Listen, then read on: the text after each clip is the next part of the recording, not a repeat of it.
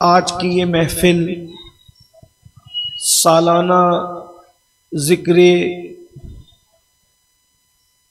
شہدائے کربلا، تاجدار کربلا، شرکائے کربلا کی یاد میں انعقاد پذیر ہے الحمدللہ، اور اللہ پاک کا شکر کہ یہ 26ویں سالانہ محفل ہے۔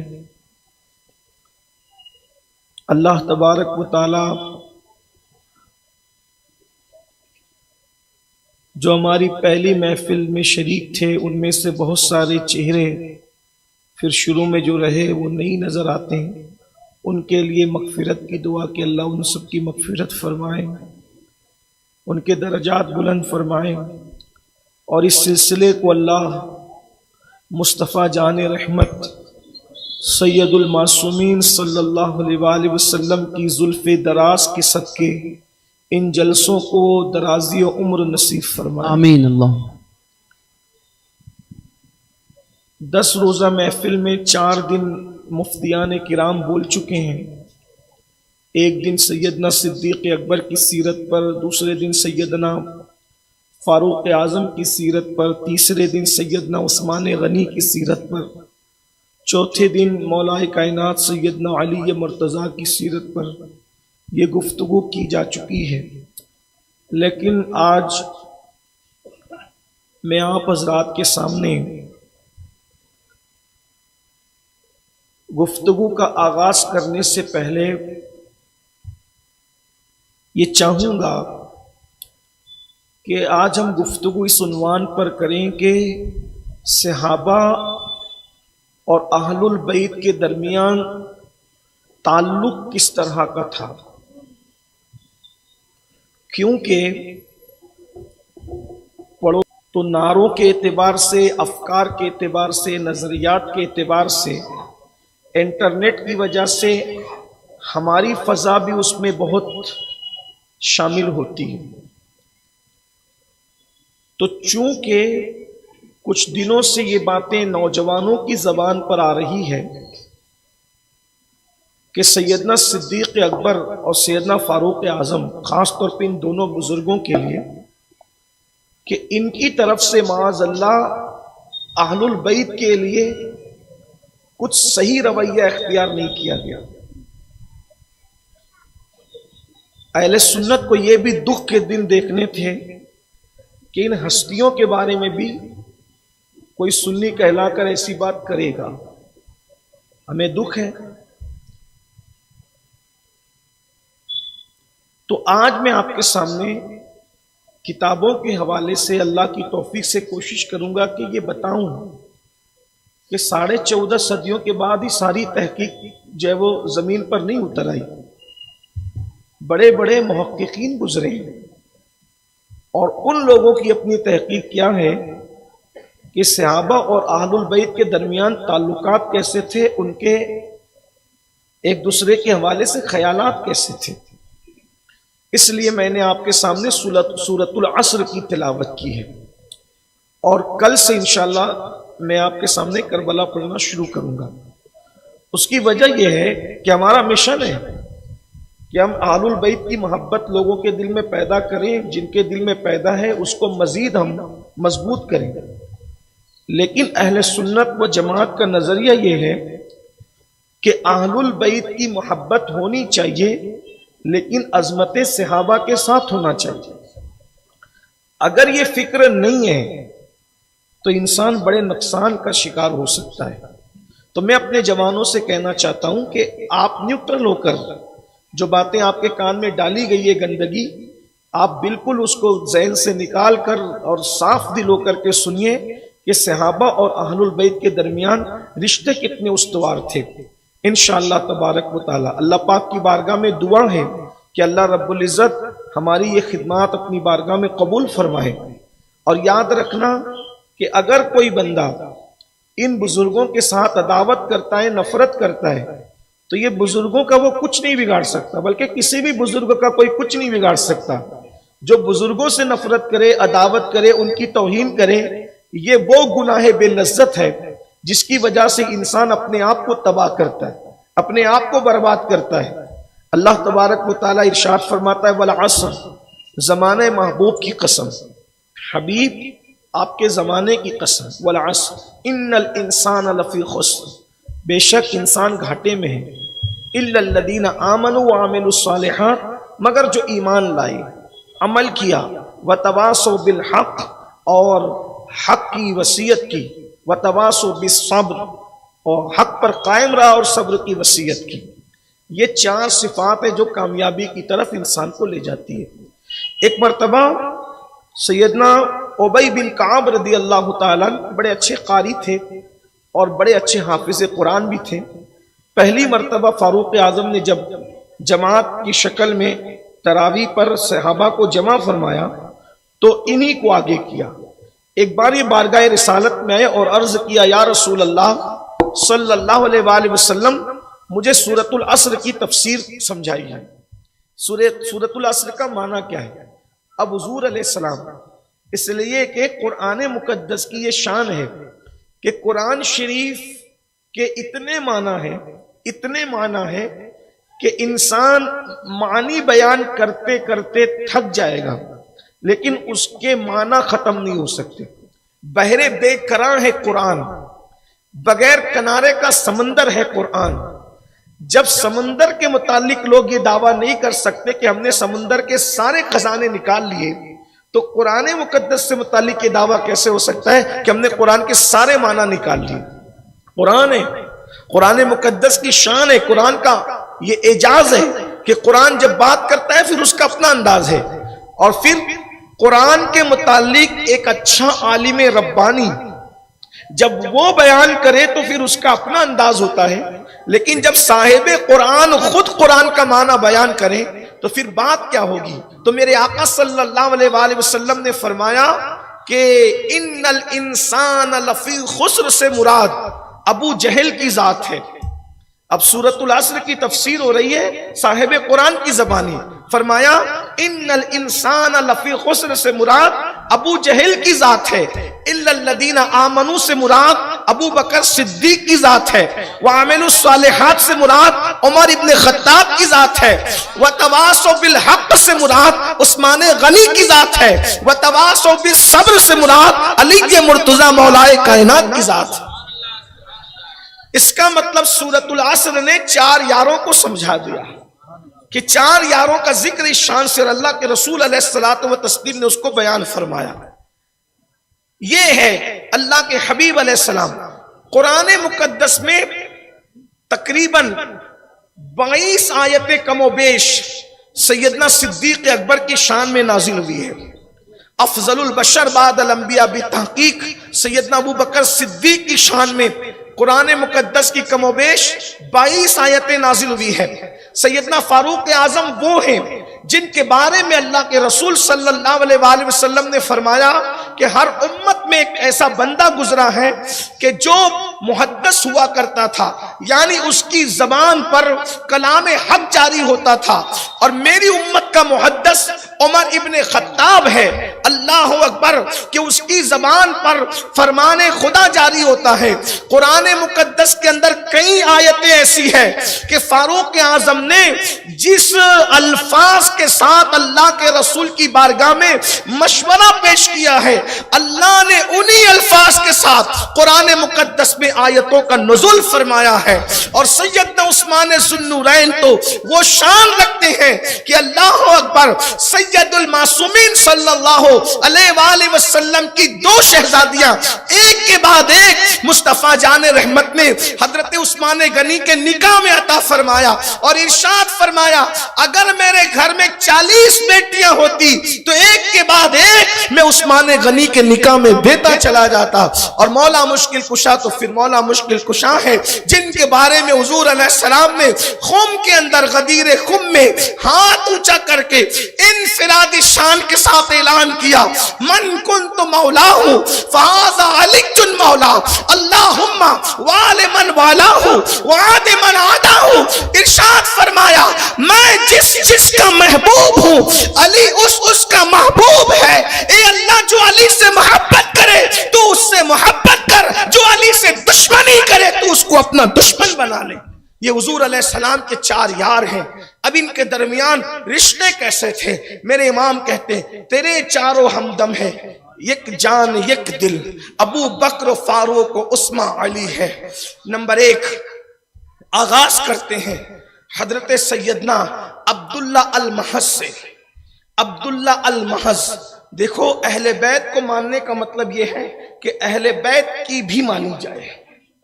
اگر آپ اور ہم اہل بیت کو ماننے کی بات کرتے ہیں اور اپنی مرضی چلاتے ہیں تو اس کا مطلب ہم سیاست اور مکاری کر رہے ہیں، ان کو مان نہیں رہے.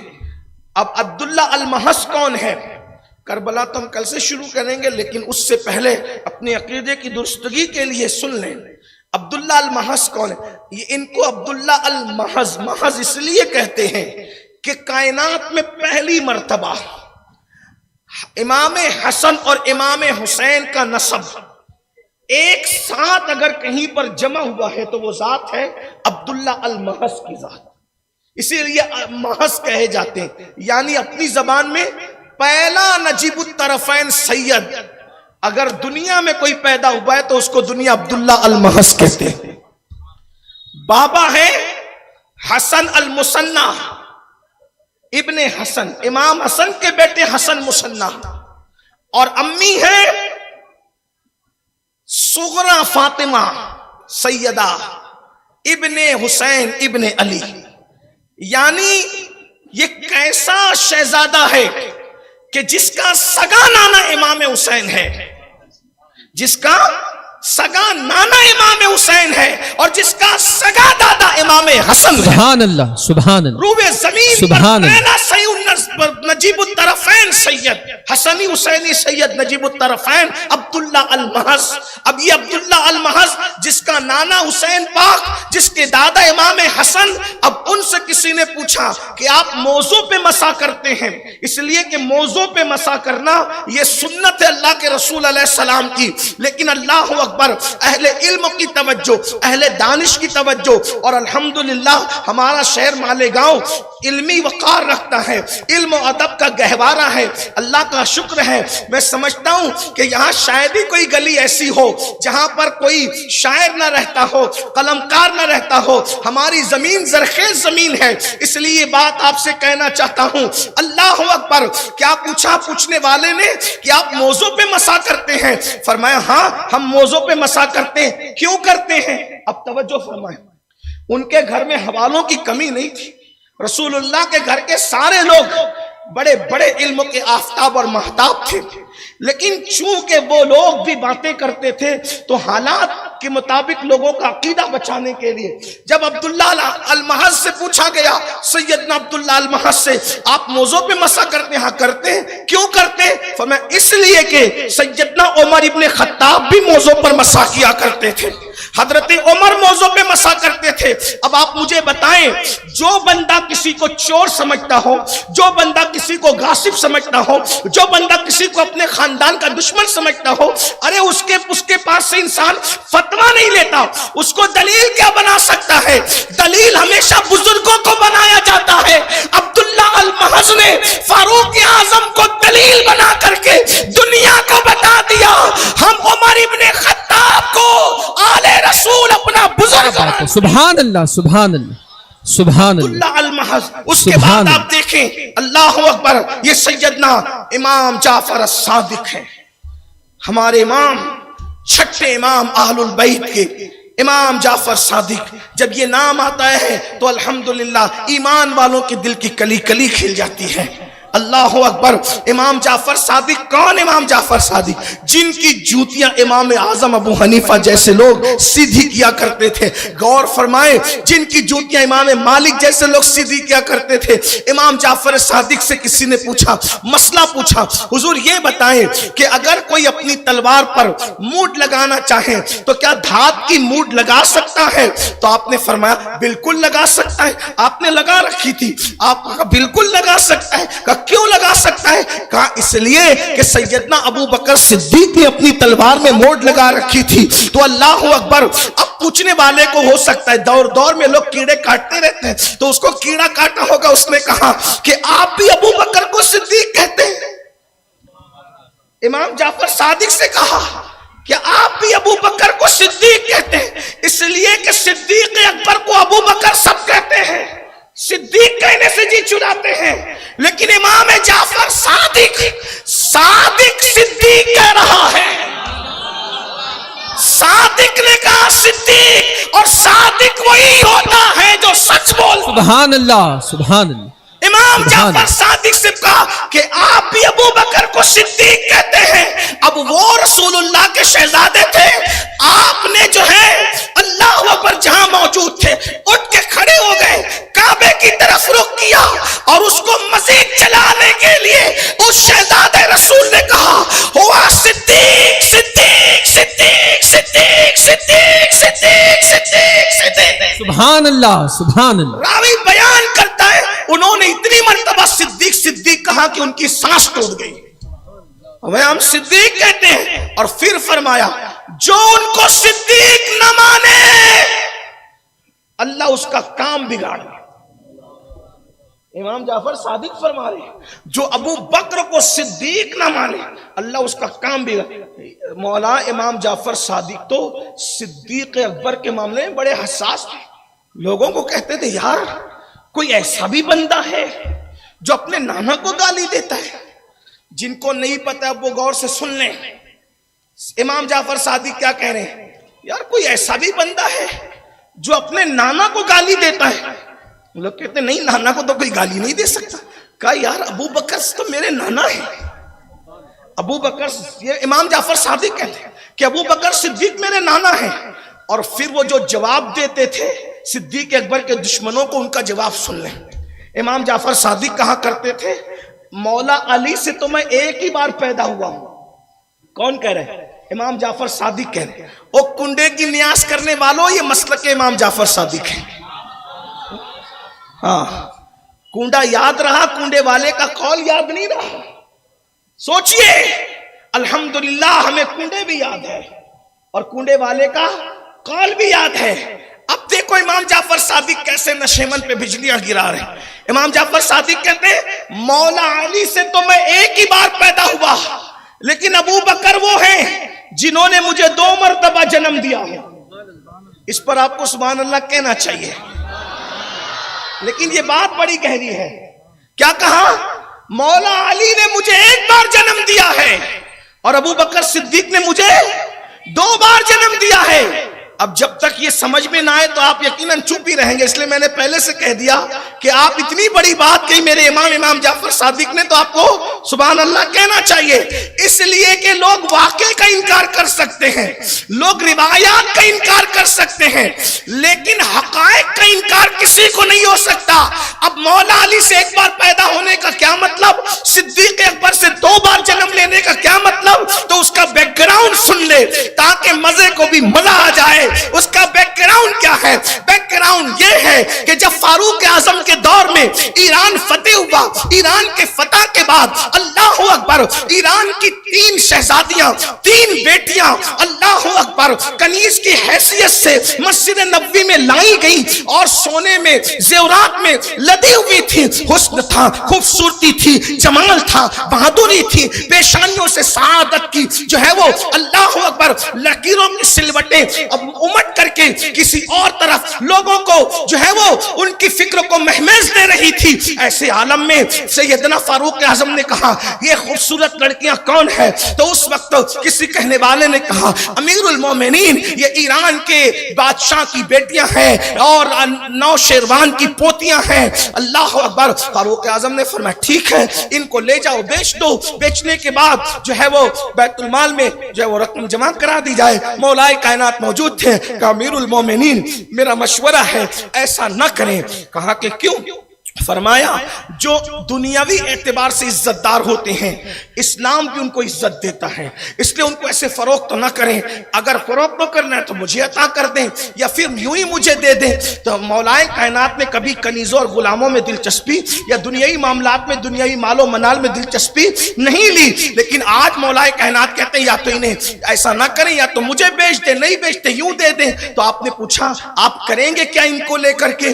تو میرے مولا نے فرمایا کہ کریں گے یہ، کیونکہ یہ ظاہری عزت دار گھرانے کی بیٹیاں ہیں، تو اسلام میں بھی ان کو اتنی عزت دی جائے گی تاکہ ان کو کوئی آر نہ دلا سکے۔ کہا مطلب کیا کریں گے آپ؟ کہا مطلب یہ کریں گے کہ ایک کو ابو بکر صدیق کی بہو بنا دیں گے، ایک کو آپ کی بہو بنا دیں گے، اور ایک کو اپنی بہو بنا لیں گے۔ یعنی ظاہری اعتبار سے اعلیٰ خاندان کی بہویں بیٹیاں تھی تو اتنے بڑے گھرانے کی بہویں بن جائے گی۔ فاروق اعظم کو مشورہ پسند آیا تو جس کو صدیق اکبر کی بہو بنایا وہ ان کے شوہر کا نام ہے، ایک شہزادے حضرت سیدنا محمد ابن ابو بکر رضی اللہ تعالیٰ عنہ، ان کے نکاح میں ایک بیٹی دے دی گئی، دوسری بیٹی عبداللہ ابن عمر کے نکاح میں دے دی گئی، تیسری بیٹی میرے مولا آپ سب کے مولا امام حسین کے نکاح میں دے دی گئی، اور پھر عبداللہ سے جو بیٹا پیدا ہوا اس کا نام سالم رکھا گیا، محمد بن ابو بکر سے جو بیٹا پیدا ہوا اس کا نام قاسم رکھا گیا، اور سیدنا امام حسین سے جس شہزادے کی آمد ہوئی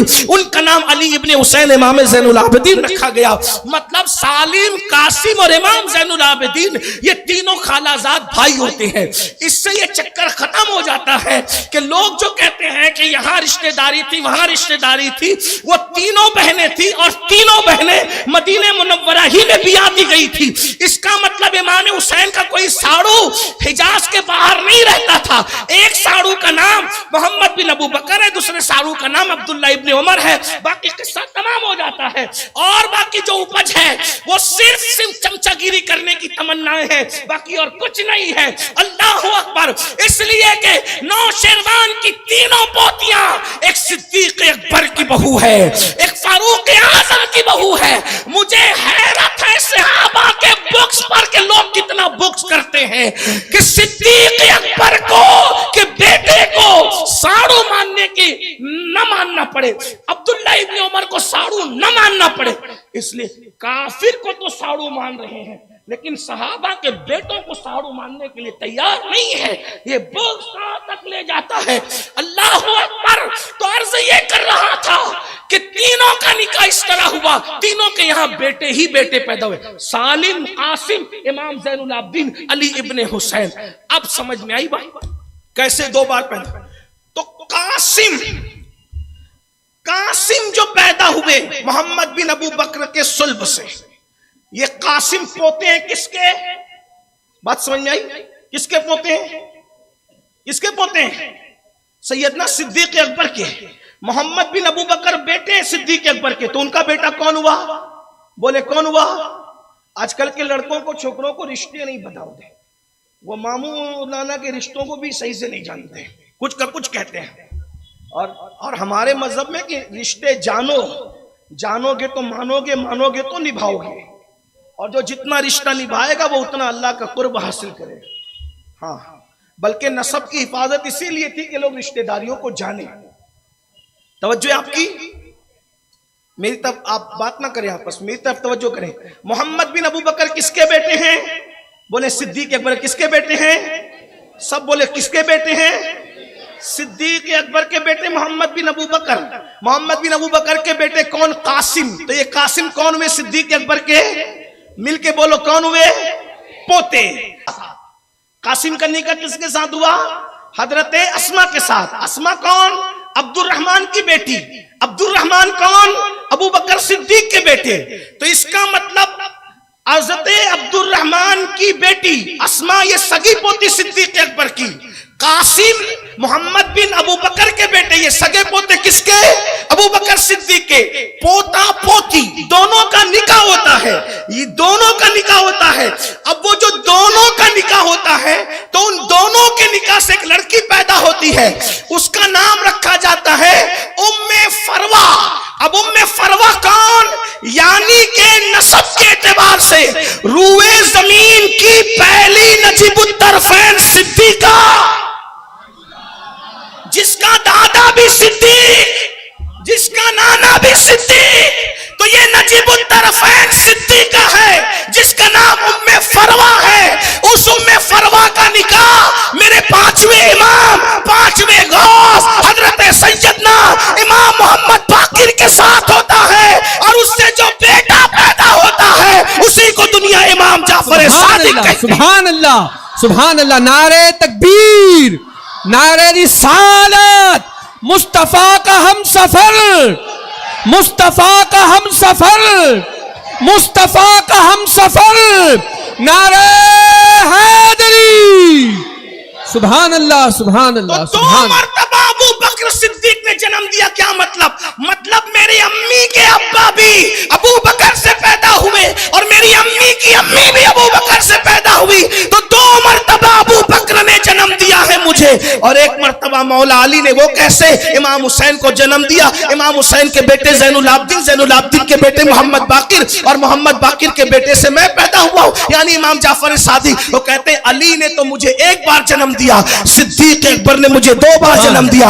अब उससे और बड़ी बात सुन ले। हज़रत इमाम जाफर सादिक कहते हैं, लोगों जैसे मैं कयामत के दिन मौला अली की शफाअत चाहता हूं, उसी तरह कयामत के दिन में अबू बकर सिद्दीक की भी शफाअत। सुभान अल्लाह, सुभान अल्लाह, सुभान अल्लाह, सुभान अल्लाह, जिसको शफी, सुभान अल्लाह, मैदान महशर में शफी जिसको इमाम जाफर सादिक मान ले, वो गासिब कैसे हो सकता है?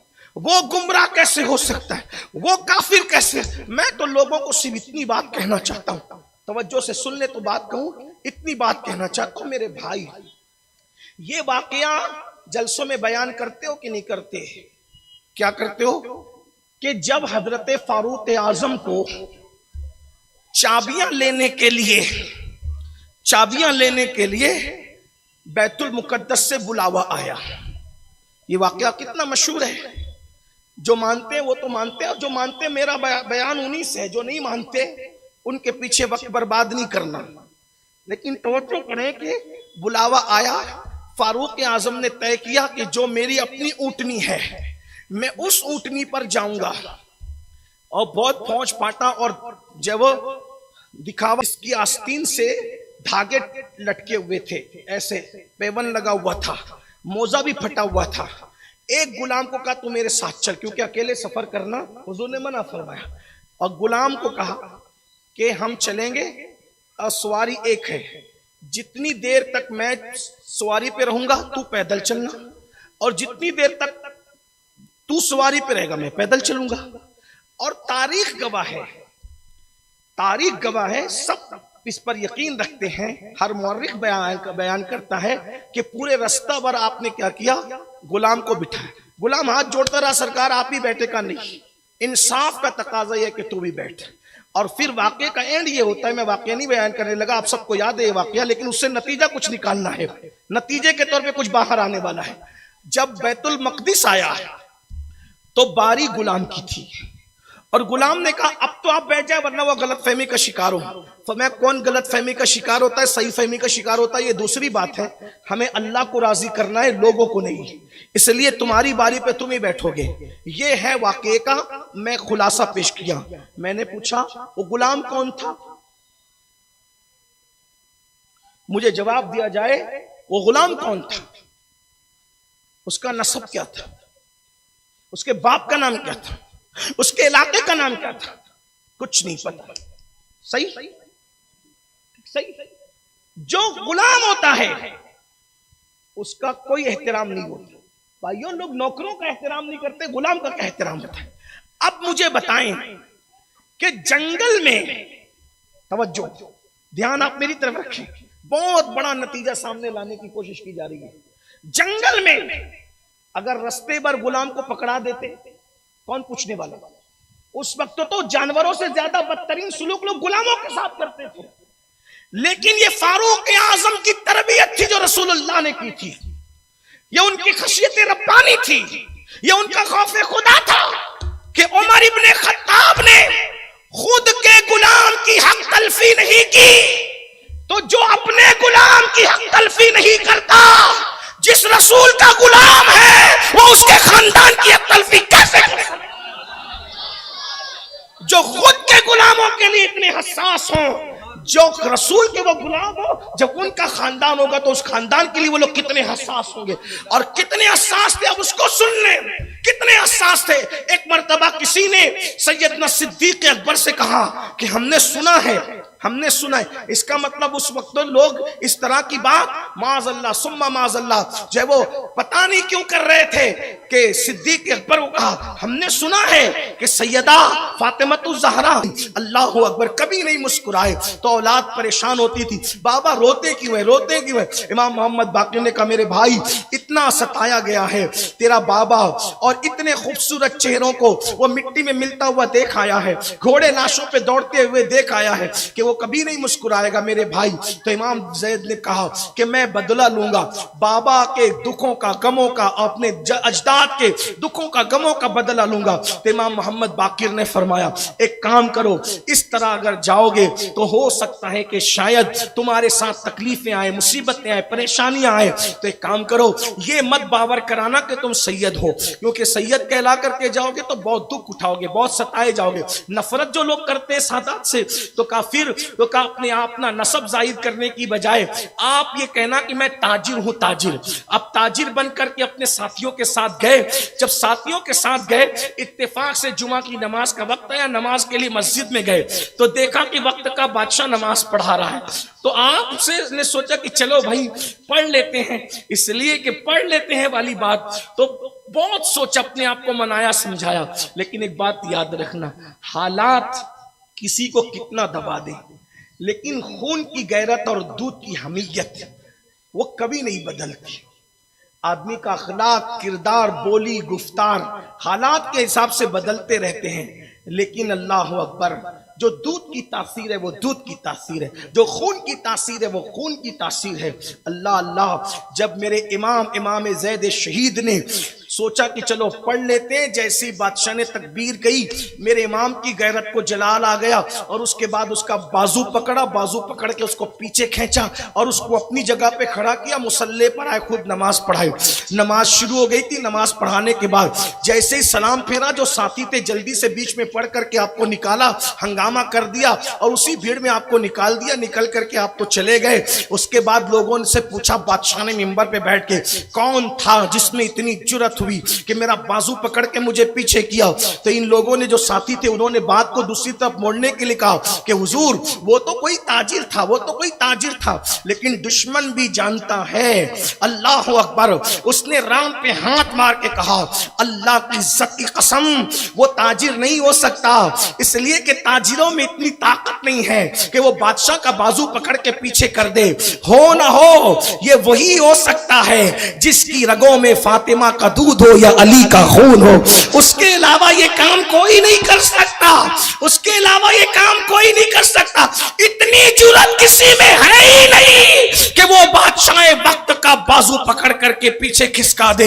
اللہ اکبر. تحقیق کی گئی تو باقی پتا چلا وہ کوئی اور نہیں تھا, وہ شیر بطول تھا اور خون علی تھا جس نے وقت کے بادشاہ کو للکارا تھا. اس کے بعد جو ہنگامہ کیا ہے اور پھر آپ شہید ہو گئے ہیں. لیکن آپ کو پتا ہے اب اس کے بعد جنگ کا ماحول بنا, جو مسلک پڑھنا چاہتا ہوں یہ جنگ کا ماحول بنا.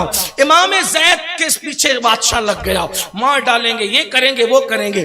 تو اس دور میں کچھ لوگوں نے کہا بہت بڑی فوج نے کہ حضرت ہم آپ کا ساتھ دیں گے, ہم آپ کو مانتے ہیں, آپ آلے رسول ہیں سید زادے, ہم آپ کو مانتے ہیں, ہم آپ کا ساتھ دیں گے, بادشاہ سے لڑیں گے. آپ نے کہا جاؤ میرا ساتھ دو. انہوں نے کہا ایک شرط ہے, انہوں نے کہا ایک شرط ہے. کہا کیا شرط ہے؟ کہا آپ اتنا کہہ دے کہ میں ابو بکر اور عمر کو نہیں مانتا. کس کو کہا؟ امام زید کو کہا آپ اتنا کہہ دے کہ میں ابو بکر اور عمر کو نہیں مانتا. آپ نے فرمایا واللہ تم یہاں سے چلے جاؤ, جو ابو بکر اور عمر سے بیزار ہیں میں زید ابن علی ان سے بیزار ہوں. نکل جاؤ یہاں سے. جن کا ابو بکر و عمر سے تعلق نہیں ہے ان کا ہم سے کوئی تعلق نہیں. یہ بات اب بات ختم کرتے ہوئے ایک بات عرض کروں. کوئی یہ کہہ سکتا ہے یہاں پر چھوڑ سکتا ہے یہ بات کہ یہ جو بات انہوں نے کہی ہے تقیہ کے طور پر, یہ بات نہیں کر سکتا, اس لیے کہ پھر لوگ باتیں بناتے. تقیہ کسے کہتے ہیں اس کو بھی سن لیں, کیونکہ کل سے کربلا پڑھوں گا پھر یہ ساری اصطلاحات نہیں آئے گی. تقیہ ایک مخصوص گمراہ فرقے کا نصف ایمان ہے, اور تقیہ کہتے ہیں اس کو کہ حالات کے تحت زبان پہ کچھ ہو اور دل میں کچھ ہو. یعنی آپ کے دل میں جو ہے زبان سے اس کا انکار کر دے, اس کو کیا کہتے ہیں؟ تقیہ کہتے ہیں. ہمارے یہاں اس کو منافقت کہتے ہیں. تقیہ کی اپنی اجازت نہیں ہے. یعنی اگر کوئی پوچھے کہ تو مسلمان ہے، بولا ہاں الحمدللہ مسلمان، ٹھیک ہے، تو لوگ کہتے ہیں نہیں تقیہ کے طور پہ صدیق اور فاروق کو مانا. اب آئیے اس کی طرف بھی. امام جعفر صادق رضی اللہ تعالیٰ نے جب یہ بات کہی نا کہ ابو بکر اور عمر سے جو بیزار ہیں ہم ان سے بیزار ہیں، امام زید نے بھی کہا، امام جعفر نے بھی کہا. امام جعفر صادق نے رضی اللہ تعالیٰ اپنے چچا کے قول کو دہرایا اور فرمایا جو صدیق و عمر کو نہیں مانتا ہم اس سے بیزار ہیں، اور فرمایا ہمارے دلوں میں ان کی محبت ہے، ہم ان کو جو وہ صدیق مانتے ہیں، فاروق مانتے ہیں. تو کسی نے کہا اے امام جعفر، آپ شفاعت علی اور شفاعت صدیق کی بات کرتے ہیں، کہیں آپ اس میں تقیہ تو نہیں کرتے؟ محبت ابو بکر محبت عمر کے معاملے کو لے کے تقیہ تو نہیں کرتے؟ اتنا مجبور کیا امام جعفر صادق کو. آپ نے کہا کیا؟ دل دکھتا ہے یار کہ لوگ کتنا ستاتے تھے ان لوگوں کو. امام جعفر صادق سے کہا ابو بکر اور عمر کی محبت کا اعلان کرتے ہو، تقیہ تو نہیں کرتے؟ تو امام جعفر صادق نے جو تاریخی جملہ کا وہ آج بھی موجود ہے، فرمایا واللہ اگر ابو بکر اور عمر کی محبت ہمارے سینے میں موجود نہ ہو. امام جعفر صادق کا قول سن لے غور سے، کیا کہا ہے؟ اللہ اللہ. فرمایا تو کہتا ہے میں تقیہ کرتا ہوں، فرمایا واللہ ابو بکر اور عمر کی محبت اگر میرے سینے میں نہ ہو تو قیامت کے دن مجھے رسول اللہ میرے نانا کی شفاعت نصیب نہ ہو. امام جعفر صادق نے فرمایا کہ مجھے رسول اللہ کی شفاعت نصیب نہ ہو اگر میرے سینے میں ابو بکر و عمر نہ بستے ہوں.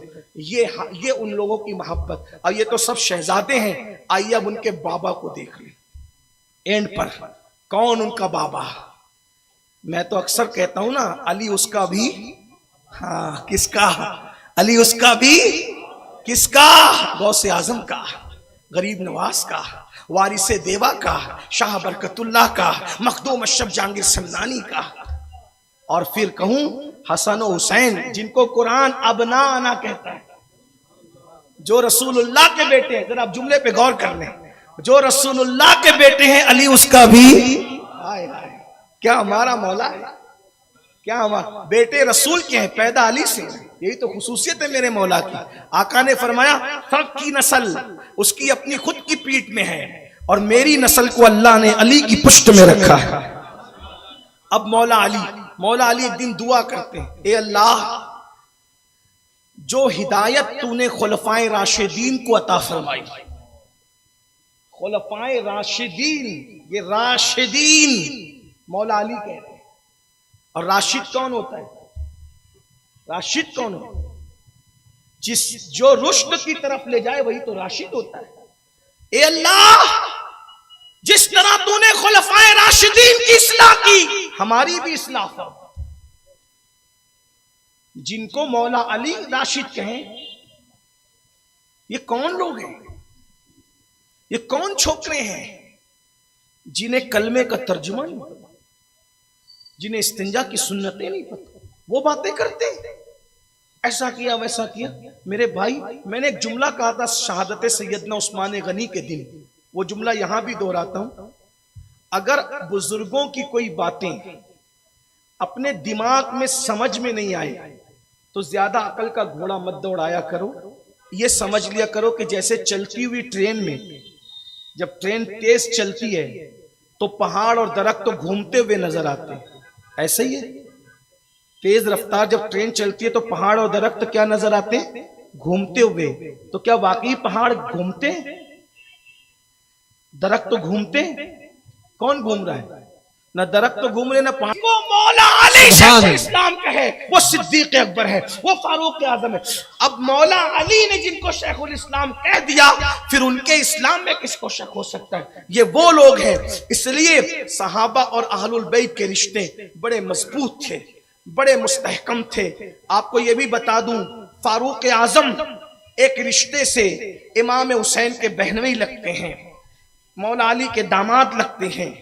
اسی طرح سے اللہ اکبر سیدنا صدیق اکبر امام جعفر صادق کے نانا لگتے ہیں. امام محمد باقر کے ساتھ ہوگا اور اس کے بعد سیدھے ہم کربلا کی طرف چل پڑیں گے. دوران گفتگو کوئی غلطی ہو تو اللہ تعالیٰ معاف کر دے. استغفر اللہ ربی من کل ذنب و اتوب الیہ. السلام.